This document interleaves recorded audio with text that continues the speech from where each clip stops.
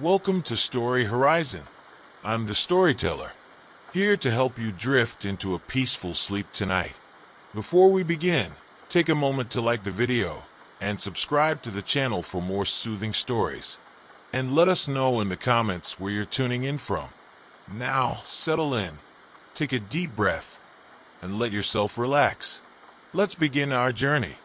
Story 1. The first time I really noticed him was in the coldest month of the year. It was just past midnight, and I was returning from a late shift at the diner when I saw him through the haze of streetlights. A man in an old, oversized jacket standing at the gate of an empty parking lot. His shoulders were hunched against the wind, but he was alert, scanning the area like he was on duty, even though there was barely anyone around.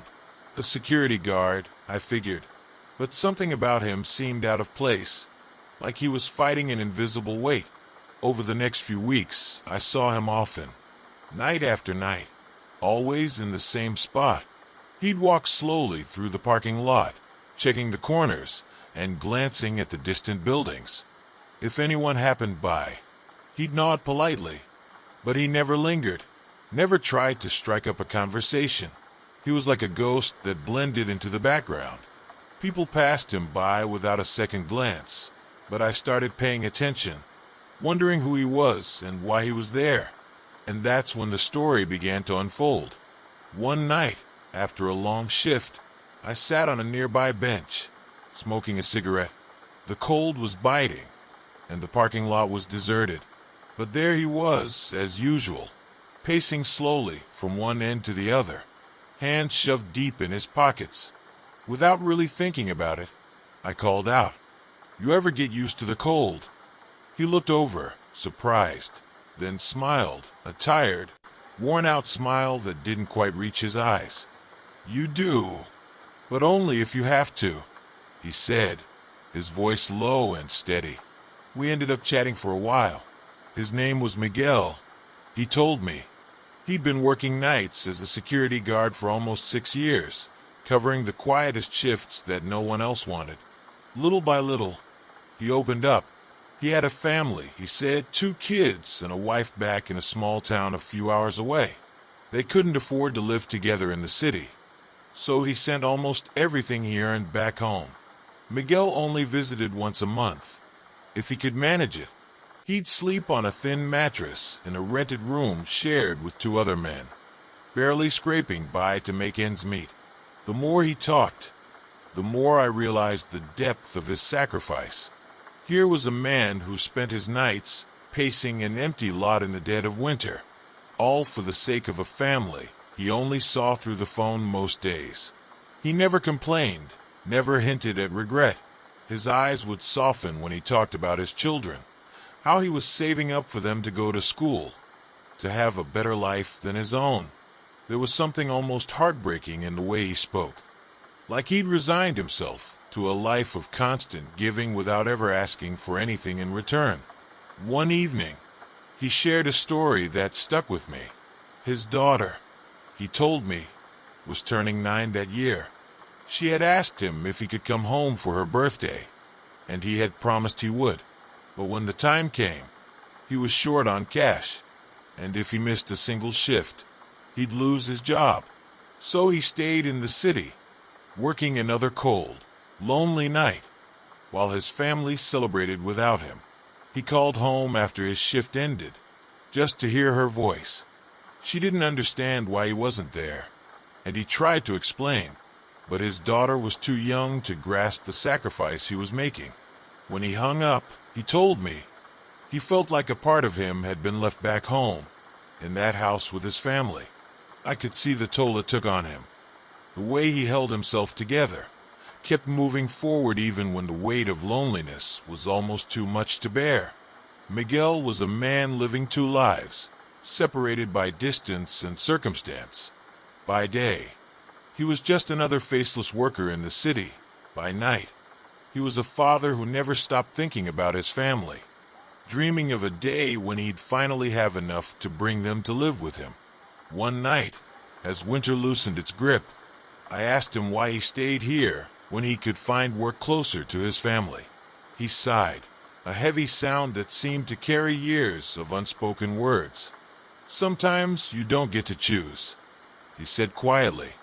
"You do what you have to, even if it means losing a part of yourself." After that, we didn't talk much. I'd still see him on his rounds, nodding in his direction, but words felt small in the face of what he was enduring. Miguel kept showing up, night after night, blending into the background, unnoticed by most. But to me, he was no longer just a quiet man in an oversized jacket. He was a testament to a father's quiet resolve, a man who sacrificed his own comfort and happiness so his children might one day know a better life. Months passed, and one day Miguel was gone. I asked around, but no one seemed to know what had happened to him. Maybe he'd moved back home, I hoped. Maybe he was finally reunited with his family, living the life he had worked so tirelessly for. I never saw him again, but sometimes, on cold, empty nights, I remember his story. Miguel taught me something profound about the sacrifices people make, the quiet resilience of those who love deeply but carry the weight alone. His story lives on in my memory, a reminder that true strength often hides in the shadows, where no one thinks to look. Story 2. The diner had always been there, like the sunrise or the changing seasons. It was the kind of place that didn't need a name. Everyone just called it Mama's. You'd find it tucked at the corner of Main and Elm, with a faded red sign that had been painted by my grandfather 50 years ago. The tiles on the floor were cracked from decades of footsteps, and the walls were covered with photographs of locals from every era. Families celebrating birthdays, old friends sharing coffee, young couples on their first dates. Mama's wasn't just a diner. It was a memory frozen in time, a place that held pieces of everyone who'd ever walked through the door. When I was a kid, the diner felt like the center of the world. My mom, Teresa, took it over after my grandfather passed, and she poured everything into it. Her time, her love, her stubborn pride. She knew every regular's name, what they liked to order, and whether they wanted a slice of pie with their coffee or not. She'd stand at the counter, hands on her hips, chatting with the customers, sharing laughs and advice, sometimes even scolding the regulars as if they were her own kids. The diner wasn't just her job, it was her life. But time has a funny way of wearing down even the strongest things. The world around Mama's changed. New restaurants popped up, the town center shifted, and people started going for their coffee to the big chain down the road. Little by little, the customers trickled away. I saw it happening in quiet moments. A few empty tables during the lunch rush, fewer faces in the morning crowd. My mom tried to brush it off, but I could see the worry etched in the lines around her eyes. She started staying later and later, hoping to catch any late-night stragglers. It didn't help. I still remember the night she finally admitted it to me. We were cleaning up, just the two of us, and the diner was empty. She was wiping down the counter, staring out into the quiet dining room, when she said, "It might be time to let it go." Her voice cracked a little. I'd never seen my mother look so small, so defeated. She'd fought her whole life to keep this place alive, to keep my grandfather's legacy going. And now she was facing the painful reality that it might be the end. The next few weeks were like a slow farewell. Word got out that Mama's was closing, and old customers, friends, and neighbors started coming by one last time. They'd sit at the counter, order their usual, and share a story or two. Some brought old photographs they'd taken in the diner. Others left notes of thanks. I watched my mom as she listened to each story, sometimes smiling, sometimes crying. Each visit felt like a small tribute, reminder that Mama's had meant something to so many people. On the last day, the diner was packed. People came from all over, some we hadn't seen in years. Regulars who'd moved away made the trip back, just to say goodbye. My mom was everywhere, hugging people, laughing, wiping away tears. She was so strong, standing there like the matriarch she was, holding together the heart of our little community for one last time. When the last customer left and the closed sign was flipped for good, the silence felt heavy. We stood together, just the two of us, looking around the empty diner. The tables were wiped down, the chairs stacked, the lights dimmed. It was just a room. I knew that. Just four walls and a counter. But it felt like we were leaving a piece of ourselves behind. As we walked out, my mom paused at the door and took one last look around. She didn't say anything, but I could tell her heart was breaking. The diner had been her life's work, her pride, her legacy. Letting it go wasn't just closing a business. It was closing a chapter of our family's history, a chapter filled with laughter, love, and memories that couldn't be erased. We locked the door, and she handed me the keys. "Keep these," she said, her voice barely a whisper. "Maybe one day you'll want to open it back up." She smiled through her tears, trying to be strong, trying to pass on some piece of hope. Walking away from Mama's that night felt like losing a part of who we were. It was just a diner, yes, but to us it was everything. It was my grandfather's legacy, my mom's life, and my childhood all rolled into one. A place that held the memories of everyone who'd ever crossed its worn tile floor. Even now, whenever I walk by that corner, I half expect to see the lights on, hear my mom's laugh echoing from inside, smell the familiar scent of coffee and pie. Mama's may be gone, but in a way, it's still there, living in the stories and memories of everyone who ever walked through those doors. And maybe, just maybe, one day I'll dust off those keys and let the diner come back to life, if only to honor the love and sacrifice my mother poured into every inch of that place. Story 3. I found the letters on a rainy afternoon, tucked away in a dusty old shoebox under my mom's bed. I hadn't been looking for anything in particular, just helping her clear out some of the clutter that had piled up over the years. But when I pulled out that battered box and saw my father's handwriting on the envelopes, my heart skipped a beat. It had been years since I'd seen anything written by him. I'd almost forgotten what his handwriting looked like. My father wasn't exactly a topic we discussed often. He'd been gone since I was a kid, taken away by a mistake that landed him in prison. The few memories I had of him were faint, like echoes fading over time. I didn't hate him, but he was a stranger to me in so many ways. And here, in this old shoebox, was a whole stack of letters he'd written during those years, a lifetime of thoughts, regrets, and confessions that had never reached me. At first, I didn't know if I should open them. They were like relics from a part of my life I'd put to rest. But curiosity got the better of me, and I took the box to my room, peeling back the yellowed envelopes one by one. His words, written in shaky penmanship, felt raw and unguarded. As I read through the letters, I felt like I was peering into a part of him I'd never known, a side of him that was vulnerable, haunted by the mistakes he'd made and desperate to make amends. In the first letter, he apologized.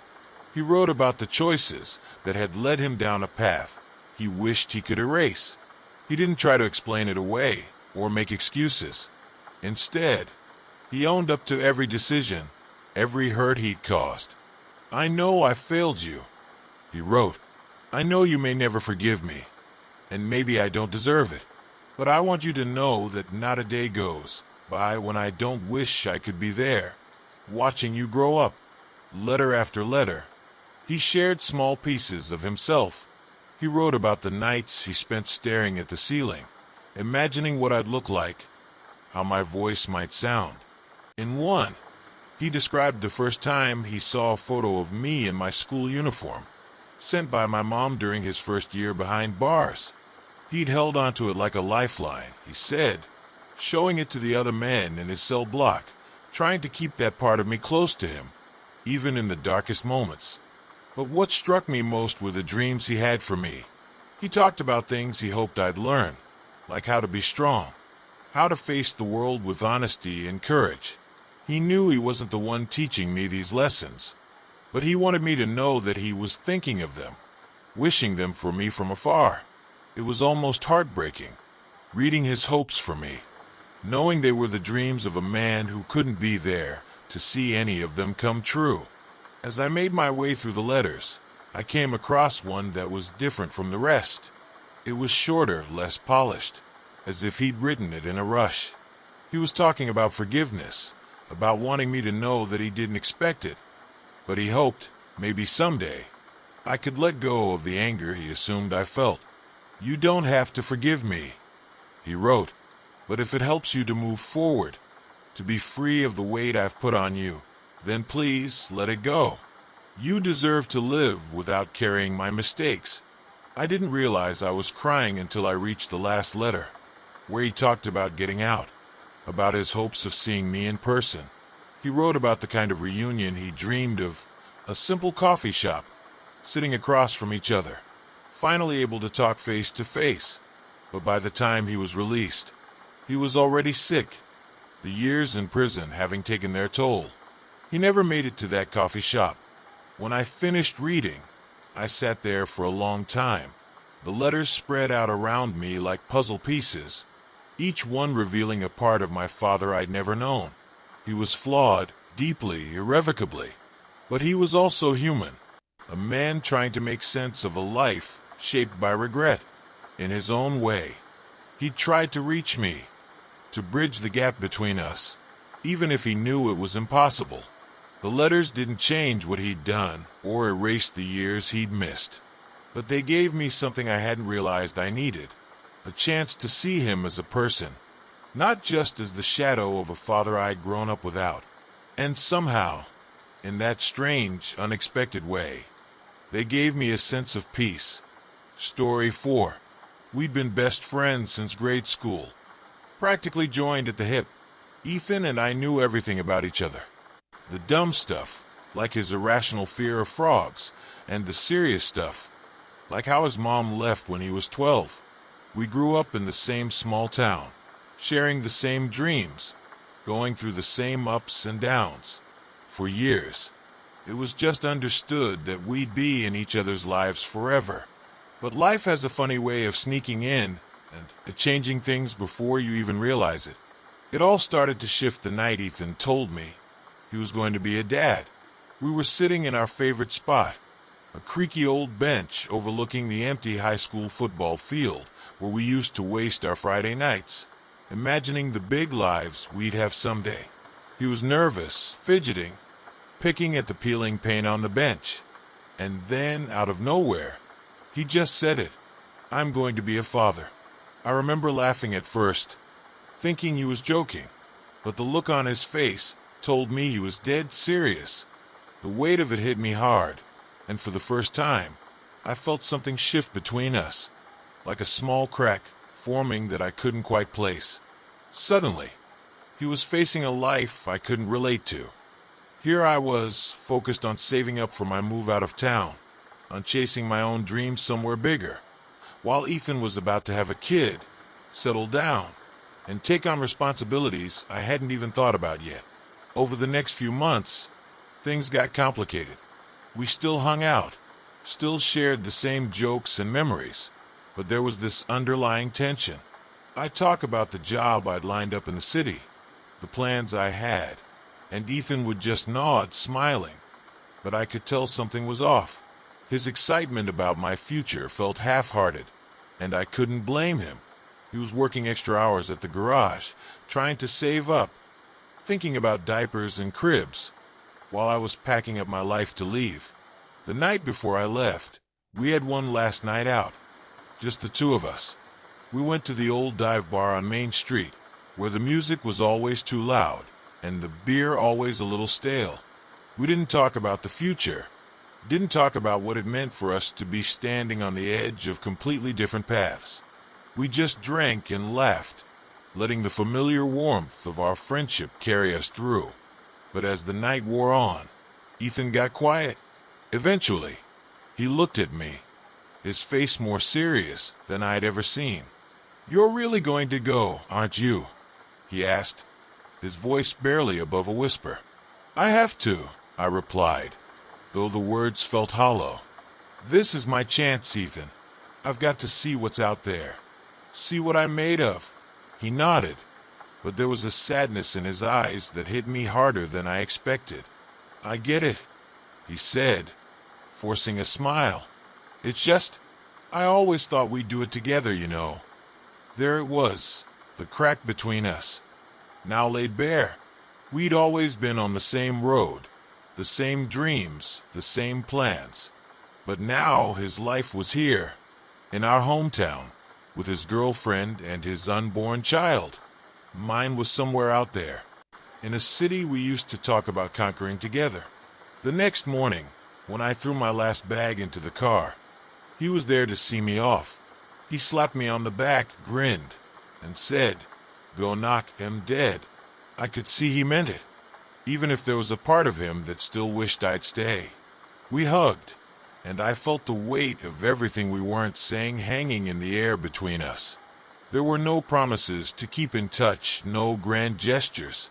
We both knew life would take us in different directions now, and all we could do was hope the bond we'd built would hold. And it has, in a way. We don't talk every day like we used to, and when we do, it's different. Our lives don't overlap the way they once did. But every so often, I'll get a text from him, a picture of his little girl, or a joke only the two of us would get, and it's like no time has passed at all. Ethan is still my best friend, even if our paths aren't side by side anymore. And maybe that's okay. Maybe part of growing up is learning to let the people you love walk their own road, even if it means waving goodbye at the fork. I'll always be rooting for him from my side of the journey, knowing he's doing the same for me on his. Story 5. It was the last hour of my shift, the hour where exhaustion hits hard, and you start counting down the minutes. As a night shift nurse in a city hospital, you get used to the quiet that fills the halls when visiting hours are over, when most patients are sleeping, and it's just you and the gentle hum of machines. That night was no different, until Mr. Aldridge came in. He shuffled in, leaning heavily on his cane, with a quiet dignity that made you want to sit up and listen. An elderly man, probably in his 80s. He wore a worn-out wool coat and a hat pulled low over his thin, white hair. His hands were trembling, but his eyes were sharp, steady. He'd come alone, no family by his side, which wasn't unusual in our line of work, but something about it hit me. I led him to a chair, noticing the way he held himself, like he was carrying a weight he didn't want anyone else to see. He was here for routine blood tests, just a checkup, he explained in a low voice, almost like he didn't want to trouble anyone by being there. I smiled, trying to reassure him, telling him it was no trouble at all. As I prepared the equipment, he began talking softly, but with a certain rhythm, like he was reciting lines he'd been rehearsing in his head.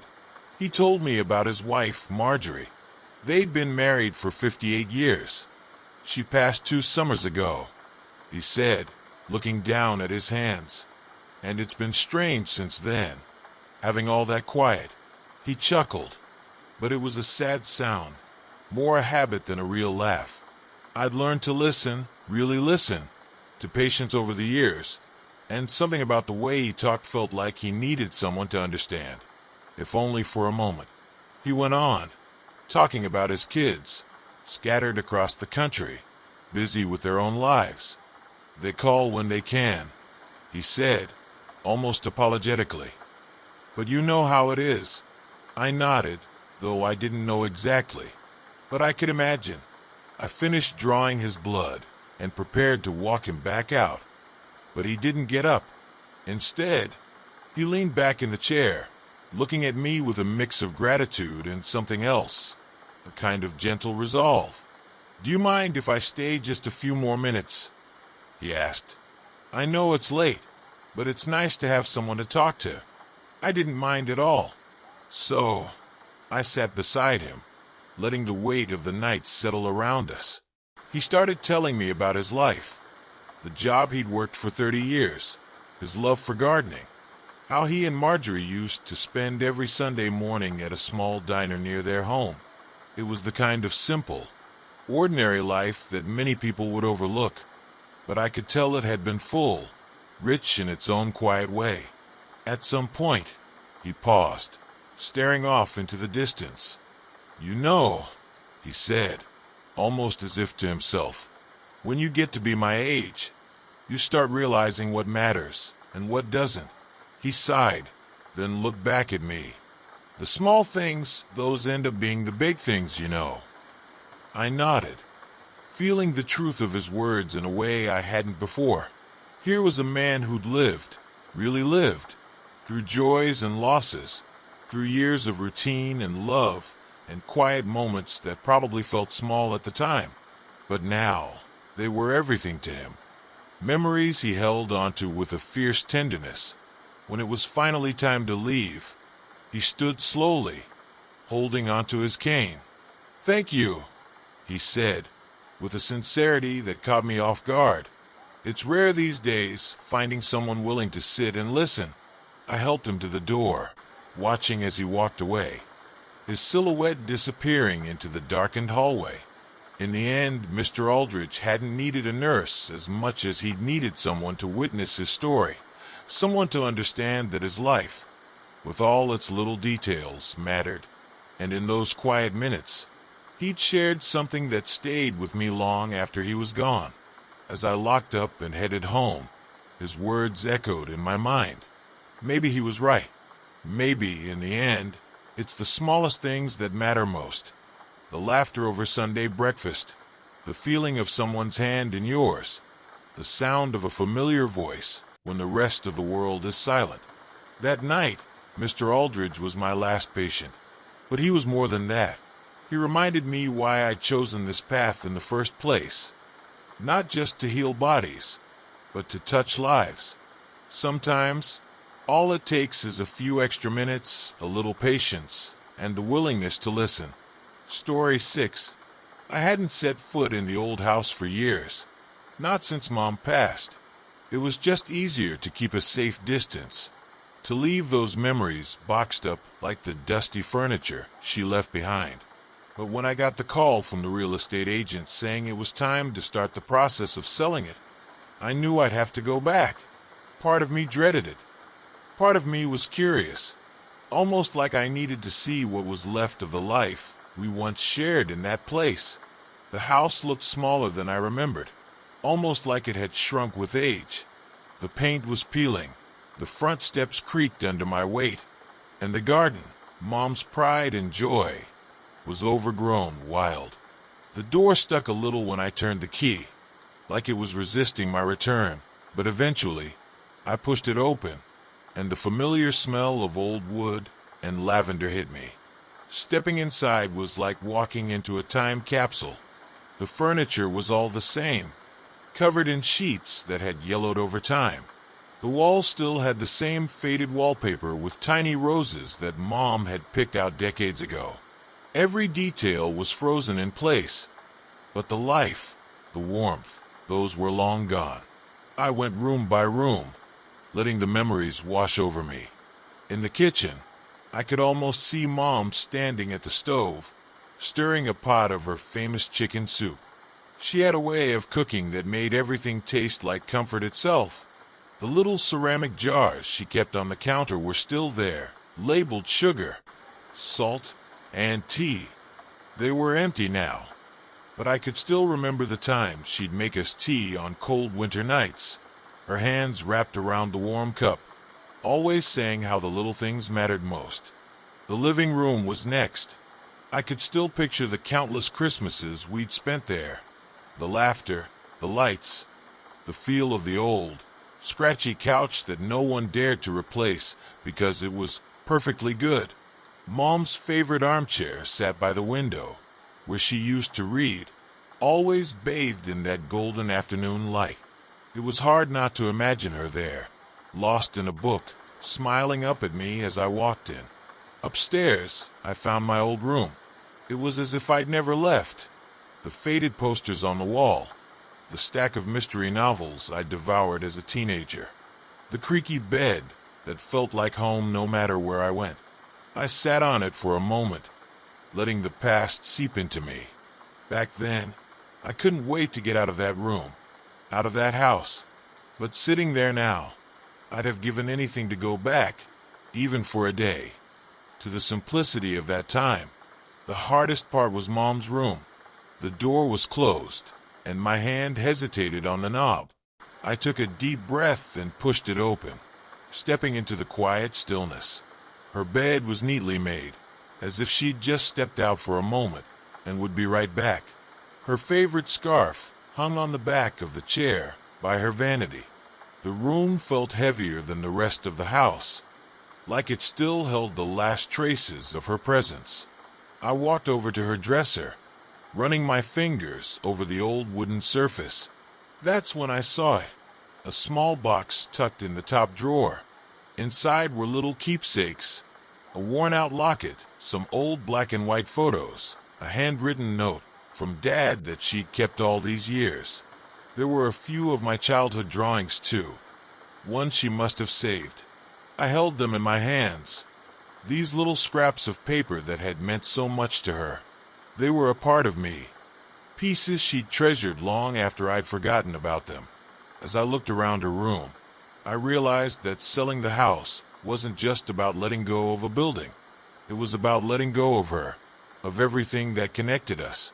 This house had been her sanctuary, the place where she'd built her life, created memories, and ultimately said goodbye. It was where I'd learned about love, resilience, and the value of the small things. I spent the rest of the day cleaning up, packing what I could take with me, knowing I'd leave the rest behind. It felt like a slow goodbye, room by room, memory by memory. As the sun started to set, casting that familiar golden light across the living room, I took one last look around. The house was empty, yes, but it wasn't forgotten. It had given us years of love and laughter, and now it was time to let it go. Locking the door for the final time, I felt a weight lift, a strange sense of peace. The memories would stay with me, no matter where I went. Mom would always be a part of me, not just in this house, but in every quiet moment, in every small, simple thing she taught me to cherish. And as I walked away, I felt like, in a way, I was finally home.